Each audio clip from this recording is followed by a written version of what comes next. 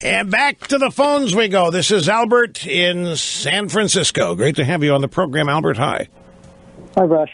I was calling about the New York Times story that was in yesterday's paper that you started your show off with today. Yeah. I think your first analysis might be a little off because I clearly did not read that article to indicate that you supported immigration reform or amnesty. Clearly, I know you don't. But the second part of that, or what I got out of that article, which you kind of hit on during the kind of the second segment of your show, was how easy you went on Rubio. And clearly, I think at least, because I did listen to your show pretty consistently throughout those few months in 2013, and you clearly did not go after Rubio like you would have against a Lindsey Graham or a John McCain. So I think the part of your analysis is that I think a lot of people, at least myself, think that you were soft on Rubio on that. You didn't hit him hard on him being part of the Gang of Eight bill. At the time, this is 2013, first half of 2013. All I can tell you is when people come on the program, I'm polite to them. At the same time, I am not part of the group of people that tries to eat up, chew up, and spit out members of my own team. So I looked at the interviews with Rubio as an opportunity to have him explain this to me. I knew what I thought about it. I was pretty confident that I was right about it, but I wanted to hear what his explanation was. And because of your interpretation of this, and I figured many people would have the same interpretation, I spent a lot of time reviewing transcripts of my program in the same show that I interviewed Rubio after it was over, the next day, and even into the next month. And, you know, little side note, I'm always amazed when I go back and read transcripts of this program how damn good it is. I have a different perception going back and reading it versus at the moment doing it.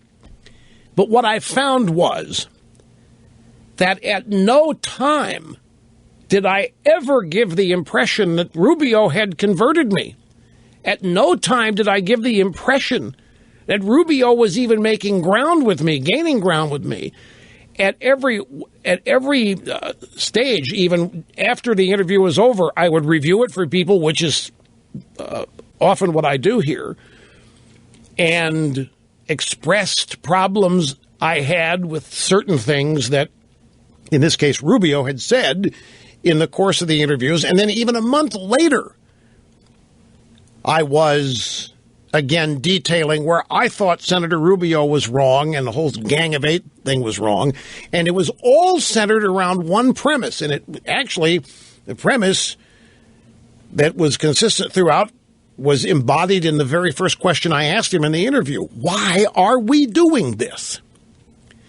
And the point that I made when I went back and looked at these transcripts, the point that I kept making was, why is it that we're always reacting to what the Democrats do? I don't care if it's this bill or anything else.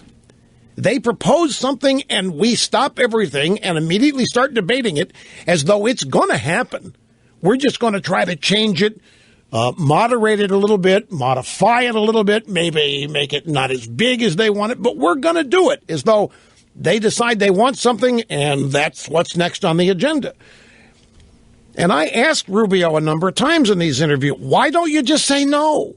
Why don't you just say, no, we're not going to do this right now, and we're not going to do it the way they want to do it? Why do we have to take their premise and use that as the foundation for the way we go in the future? That was my point throughout all of this, and I still maintain that that's how things operate in Congress and what people are fed up with. One of the many things people are fed up with. I have been for the longest time.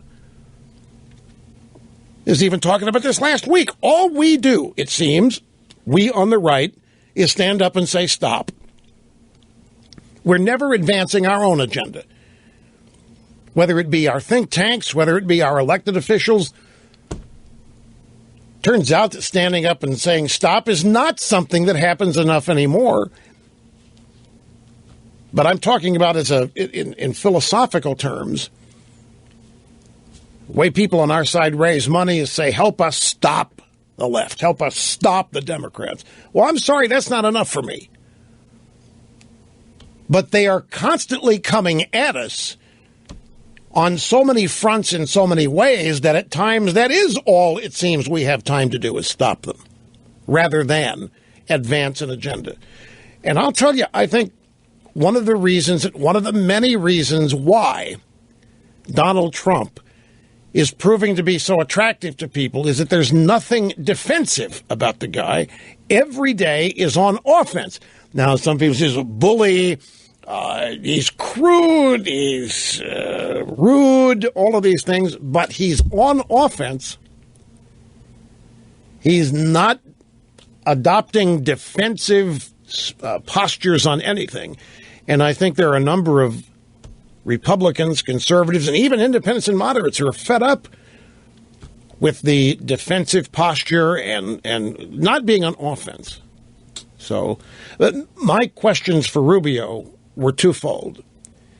Asking him to explain in detail what he was talking about, what it meant, how it was going to work, how it wasn't going to be amnesty.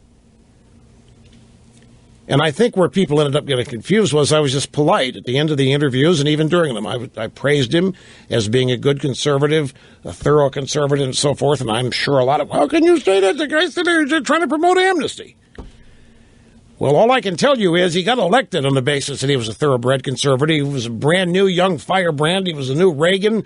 You look at, I live in Florida. That's where he came from. And Marco Rubio captivated this whole state during his campaign, going up against Christ and these guys. Memories are short on that. But at no time did I ever agree with him. At no time did I ever join him in promoting what he wanted to get done. If you want to say I gave him airtime to promote his version of things, yeah, guilty. But when those interviews were over, I made clear my disagreement with it over and over, just as I did last week. Thanks for the call, Albert. Appreciate it.